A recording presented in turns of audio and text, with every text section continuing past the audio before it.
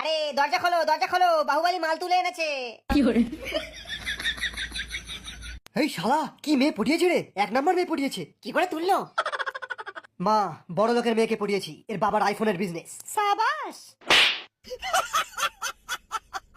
তোমার বয়ফ্রেন্ডেরটা ধরে দাঁড়িয়ে যাও দেবসেনা, মানে হাতটা। এ শালি টাকলা কাটাপ্পার দিকে যাচ্ছে কেন?